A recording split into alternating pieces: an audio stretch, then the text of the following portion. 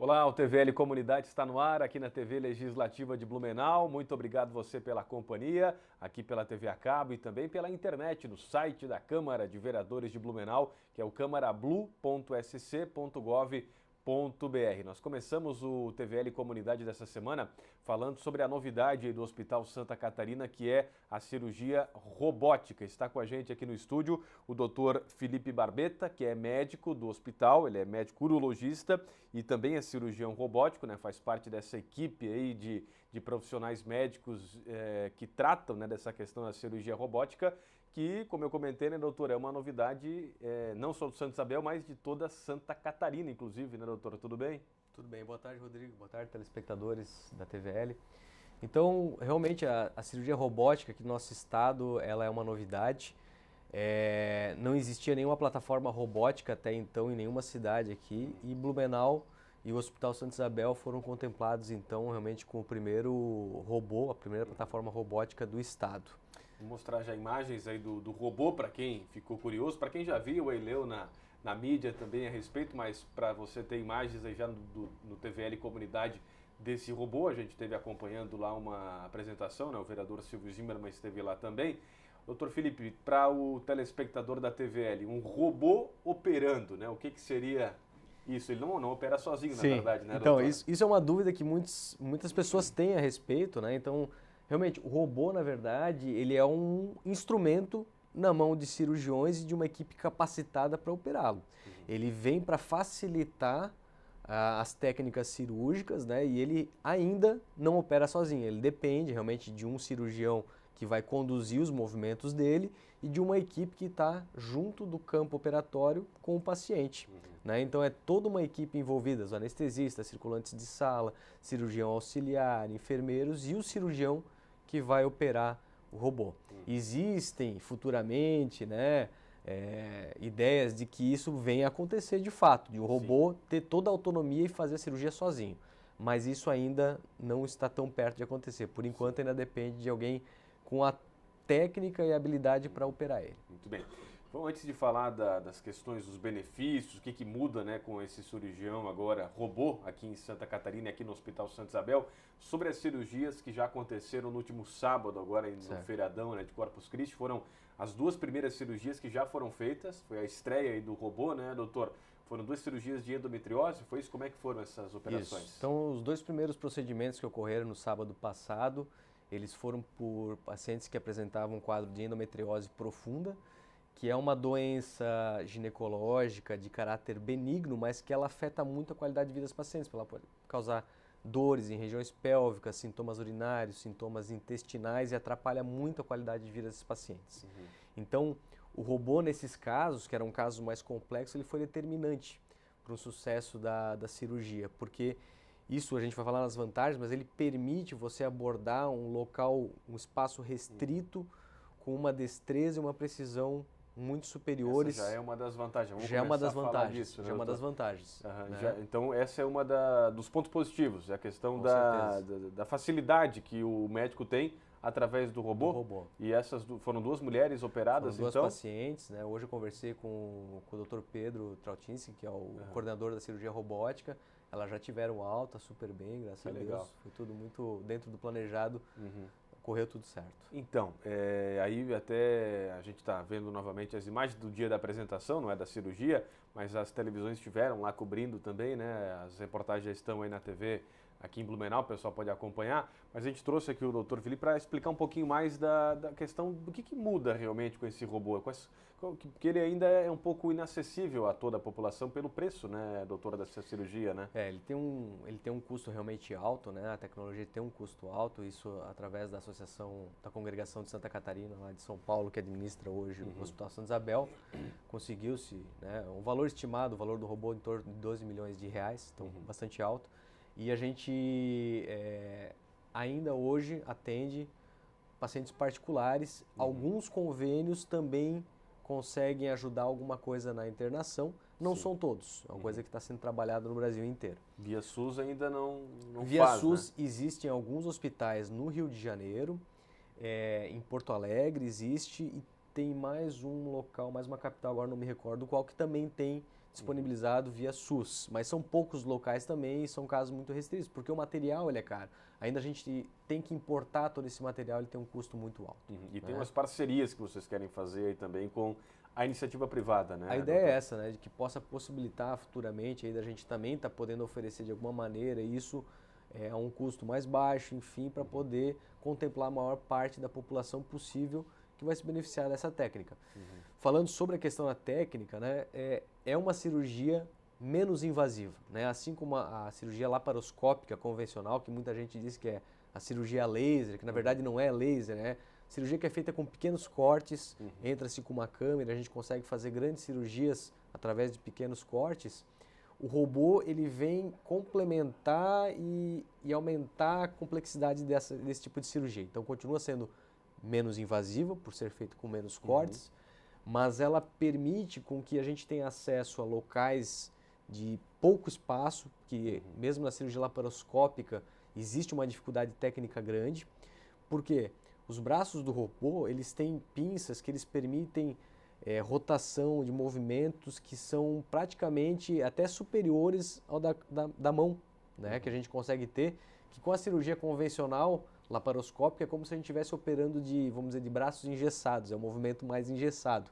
Com o robô você tem esse mesmo acesso, só que com uma possibilidade de movimentos muito mais ampla e uma delicadeza também, né, para fazer a abordagem das cirurgias mais complexas possíveis.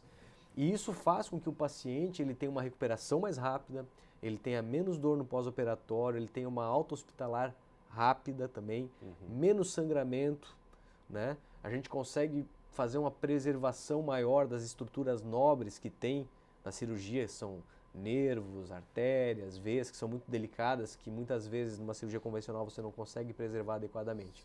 Então tudo isso o robô ele vem a proporcionar na cirurgia robótica. São todas essas vantagens já citadas aí pelo Dr. Felipe, que é médico cirurgião robótico, mas é médico urologista, né? E justamente o doutor falou da endometriose, que foram as duas primeiras cirurgias feitas, mas da próstata também é uma das que mais dá para se fazer com o robô, né, ainda, vamos dizer que no mundo inteiro ainda, vamos dizer que 60% do volume cirúrgico robótico é da área da urologia ainda. E a próstata realmente é uma das cirurgias mais efetuadas. Tem outras cirurgias, né, tumores de rim, enfim, outras cirurgias do sistema urinário e genital masculino também são efetuadas. Mas a próstata ainda, vamos dizer que é o carro-chefe, né? Na sequência vem a cirurgia geral, e a ginecologia também como especialidades que tem um volume muito grande na cirurgia robótica, né? Então são hoje feitas cirurgias várias, desde hérnias da parede abdominal, cirurgias bariátricas, as cirurgias de endometriose na ginecologia, tumores ginecológicos na pelve, cirurgias coloproctológicas, cirurgias de intestino, tumores de intestino, enfim, cirurgias torácicas, cardíacas. Então assim, todas as áreas hoje existem possibilidades de cirurgia dentro da cirurgia robótica com esses benefícios que eu comentei previamente. Muito bem, doutor. Vocês estão ainda passando por treinamento, os médicos aí do Hospital Santa Isabel. Doutor Felipe, o doutor não chegou a operar ainda no sábado, o robô, propriamente dito? Estive presente lá com a plateia que estava junto para estar lá, mas sim, existe alguns médicos do corpo clínico que estão passando por um processo de treinamento, que é um processo rigoroso. Você tem toda uma certificação teórica online, tem horas de treinamento em simulador, tem prova prática, você tem que fazer ainda uma prova final fora do Brasil, né? A partir de agosto, setembro, vai ter um centro de treinamento aqui também no Brasil, né? Mas por hora nós temos que nos deslocar para fora do país para fazer esse treinamento. Eu também estou ainda em processo de treinamento e sempre nos casos iniciais a gente é acompanhado de cirurgiões que são indicados pela própria empresa, que são cirurgiões aptos para os procedimentos diversos que são realizados. Então vem cirurgiões de São Paulo, cirurgiões do Paraná, estão vindo aqui para auxiliar nesses casos iniciais até que tenhamos a proficiência necessária para poder conduzir eles por meios próprios. Legal, primeiro robô, né, cirurgião de Santa Catarina, do Hospital Santa Isabel, aqui de Blumenau. Doutor Felipe, já tem outras cirurgias agendadas? Como é que está a agenda aí, Existe uma trabalho do robô? perspectiva, agora de sexta-feira termos mais 2 cirurgias e já tem também outras 2 que já tem uma programação, mas como a gente depende também desses profissionais de fora, a gente depende da agenda deles, que é bem movimentada. Mas a nossa expectativa é que realmente agora cada vez mais casos venham, até por conta da própria mídia, né, que se forma e as pessoas já têm entrado em contato com o hospital. Nós temos lá um telefone para informações, né, dentro do hospital eles vão repassar para um ramal onde você vai ter informações acerca da cirurgia robótica, para poder ser indicado para os nossos cirurgiões e para maiores esclarecimentos. Então já tem busca de pessoas, inclusive, não só do nosso estado, mas próximas, porque até então você tinha que ir geralmente para São Paulo, para o Rio de Janeiro, e agora a gente tem essa possibilidade dentro do estado, o que vai facilitar bastante. O que é legal, né? Essa questão da inovação do hospital, porque hoje é uma coisa que ainda está caro para a maioria das pessoas, para a enorme maioria, mas que daqui a pouco, né, pode ser que vire, né, algo popular e só o tempo vai dizer isso, né, doutor? Isso é certo, é uma tendência. Toda a tecnologia que ela tem resultados positivos, né, ela vai acabar sendo incorporada também à população em geral. Claro que isso realmente vai demandar tempo, mas isso é certo. Assim como os tratamentos por vídeo convencionais são feitos hoje também pelo SUS, não há dúvida que isso vai evoluir no futuro também para que seja oferecido para toda a população. Para a gente até voltar um pouquinho no tempo, finalizar, quando começaram as cirurgias menos invasivas com o vídeo, né? Também era algo que se imaginava na época que era caro, enfim, isso em pouco tempo se tornou mais popular, ou é um pouco diferente a questão do robô? Não, da mesma maneira, claro que devido às proporções em relação a custos, mas os primeiros cirurgiões tiveram que, inclusive, arcar com do próprio bolso. O hospital muitas vezes não trazia, então eles compravam os aparelhos, eles traziam de fora, iniciavam, existia a resistência dos próprios colegas médicos que achavam que era uma coisa transitória, e tá aí. Hoje a cirurgia laparoscópica, em todas as especialidades, ela tem cada vez mais número de pacientes, é oferecida no SUS também para uma variedade de cirurgias, e é uma coisa que hoje não se contesta, né? Então, da mesma maneira, a cirurgia robótica vai comprovar isso e vai ser também agregada às especialidades diversas. Doutor Felipe Barbeta, muito obrigado pela sua presença hoje aqui no TVL Comunidade. Muito obrigado, eu agradeço a oportunidade mais uma vez de estar trazendo essas informações aqui para todos. Obrigado, doutor. Doutor Felipe, que é médico do Hospital Santa Isabel, é urologista e também cirurgião robótico, participou, né, junto da equipe lá do Santa Isabel, dos profissionais. No último sábado, né, aconteceu a primeira cirurgia, aconteceram as duas primeiras cirurgias com o robô cirurgião, primeiro robô cirurgião de Santa Catarina, que é aqui de Blumenau, que é do Hospital Santa Isabel. O doutor veio falar um pouquinho mais desse equipamento novo que está à disposição também da comunidade. Intervalo, já nós retornamos aqui com o TVL Comunidade pela TV Legislativa. Até já!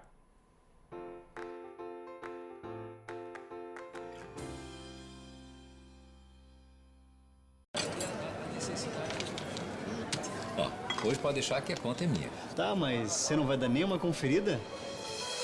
A Câmara de Vereadores de Blumenau tem um compromisso com a cidadania e sabe da importância de parar e conferir suas contas. No portal da Transparência, a Câmara disponibiliza informações sobre a gestão de seus recursos para a comunidade. É isso aí. Você tem toda a razão. Exerça sua cidadania. Fiscalize. Câmara de Vereadores. Independência e transparência cada vez mais perto de você.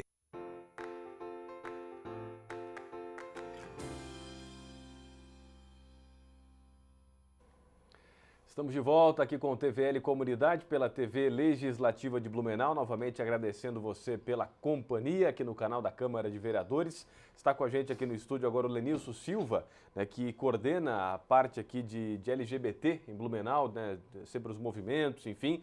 E até porque nessa semana, dia 28, é comemorado internacionalmente o Dia do Orgulho LGBT, né, Lenilson? Tudo bem com você? Tudo bom, Rodrigo. Para a gente é uma semana, né, um mês muito importante, mês de junho, é data em que a gente celebra, né, o nascimento do movimento LGBT nos Estados Unidos, com a revolta do Stonewall. Ontem eu tive o privilégio de estar na maior parada LGBT do mundo, a parada de São Paulo, onde a gente percebe o quanto o movimento LGBT precisa ainda está conectado com pautas sociais das quais a gente ainda não tem os direitos todos garantidos plenamente. Hoje você coordena aqui em Blumenau o coletivo LGBT Liberdade, esse é o nome correto? Esse é o nome do coletivo, que surgiu em 2008. A gente, enquanto LGBTs, percebemos que tinha necessidade de reivindicar alguns direitos, eventualmente algumas pessoas sofrendo homofobia na cidade, então a gente precisava de um espaço, além de ser um espaço de agregar a população LGBT, né, para o seu processo de formação, para o seu processo de entendimento como sujeitos sociais, também é um movimento que reivindica os direitos e garante cidadania para a população LGBT. Bom, dia 28 agora é essa data aí internacional, né, Lenilson? O que hoje falta de direitos, né? O que vocês mais buscam, né, trabalhando esse movimento social? A gente tem avançado, principalmente pelo judiciário nos últimos anos, mas a gente costuma sempre afirmar que a gente não vive a nossa cidadania plena, né? Perceba que aos 15, 16 anos a gente tem que se assumir. Nenhum heterossexual precisa se assumir para sua família no domingo, numa mesa de domingo familiar. Nós precisamos. A todo momento a gente é subjugado, seja as mulheres que são lésbicas, seja os homens que são gays. Essa estrutura LGBT-fóbica nos acompanha na escola, nos acompanha no trabalho, nos acompanha na vida social.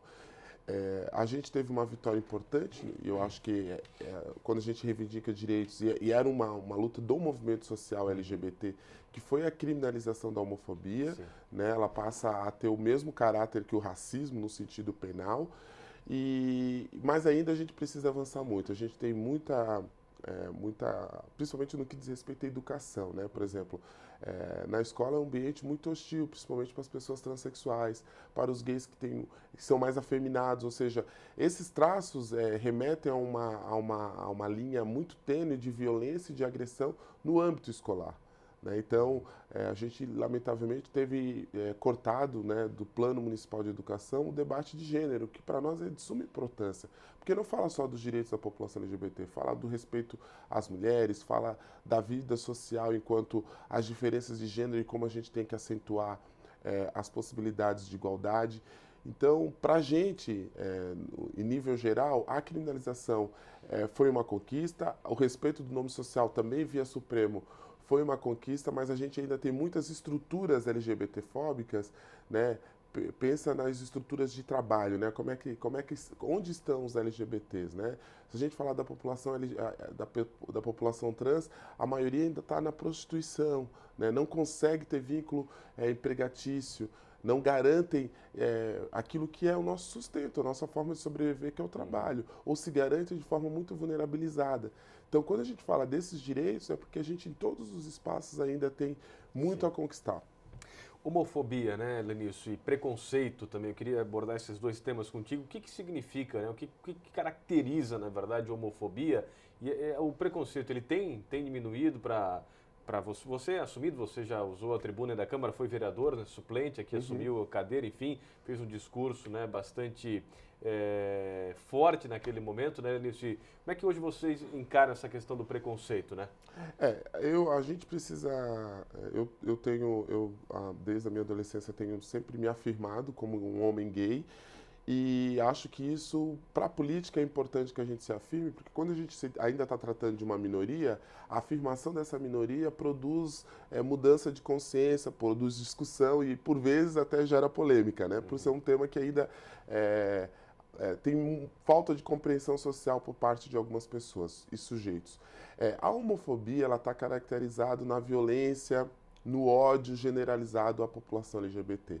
A gente até tem ampliado esse termo para falar de LGBTfobia, né?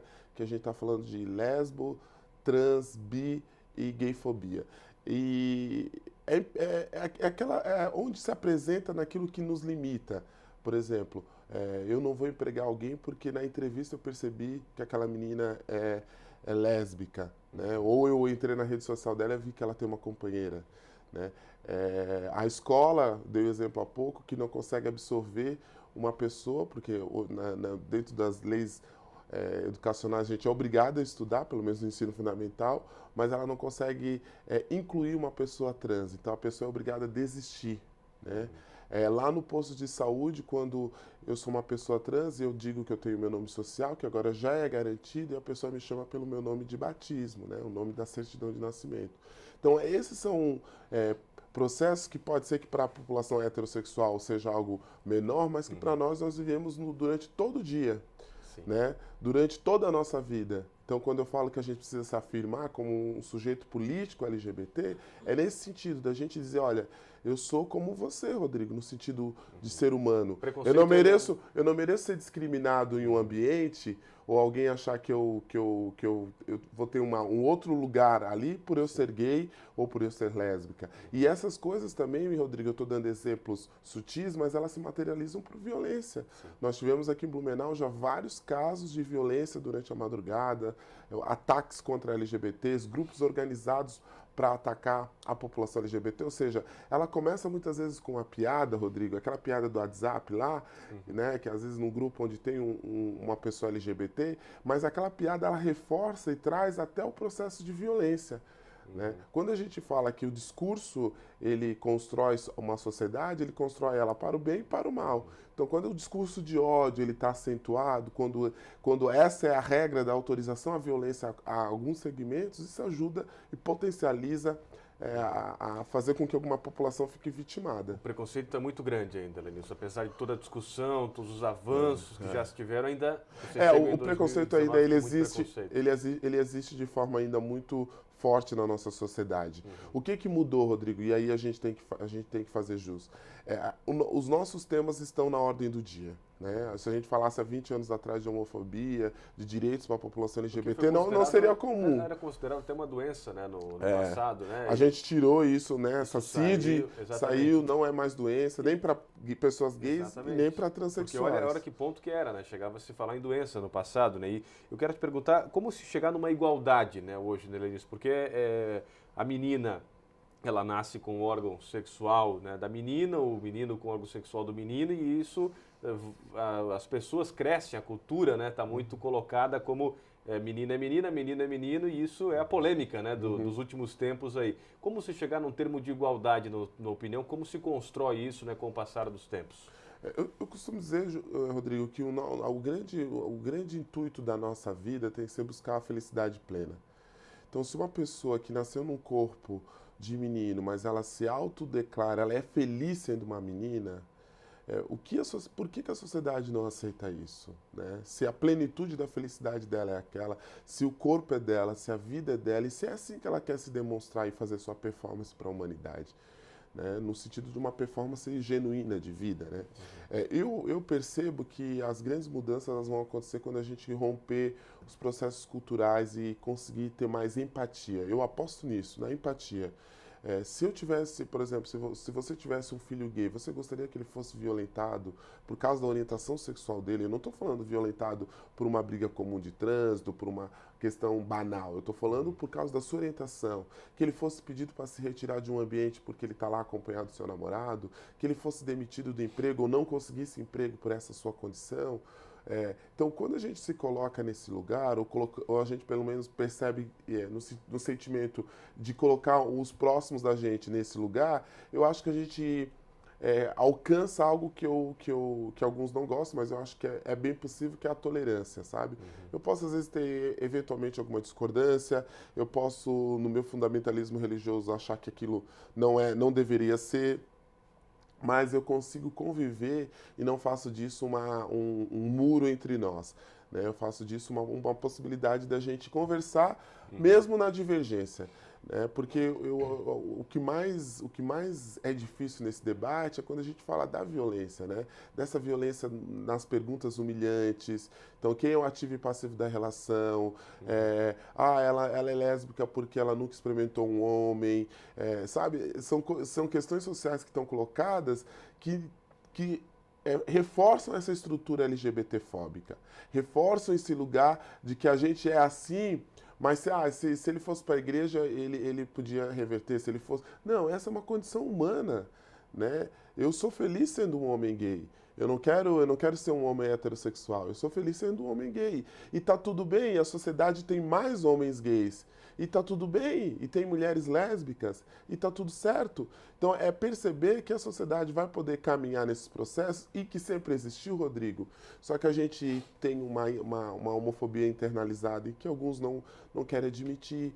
né? Alguns têm dificuldade de se assumir, mas esses processos, eu como acadêmico de história, a gente percebe que ao longo da nossa humanidade sempre teve relações homoafetivas, né? Só que hoje elas estão, para além das suas relações, elas também reforçam uma pauta, uma agenda política de reivindicação de direitos. Bacana. Larissa, o que vocês pretendem, né? Já teve agora, você comentou que teve até em São Paulo nessa parada, que teve 3 milhões, né, de pessoas em São Paulo na parada LGBT. Sexta agora, dia 28, é o Dia Internacional do Orgulho LGBT. O que seria, até para você ter essa oportunidade de explicar para as pessoas, o que é o orgulho LGBT? Essa palavra é bem forte, né? Orgulho, né?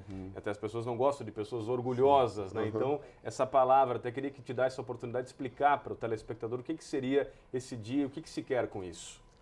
Esse dia é um dia bem emblemático para a gente, que é o dia que teve a revolta de Stonewall, em que os gays estavam sendo violentados nos Estados Unidos, e a partir dali eles começaram a construir uma agenda, foi onde foi construída a primeira parada LGBT nos Estados Unidos.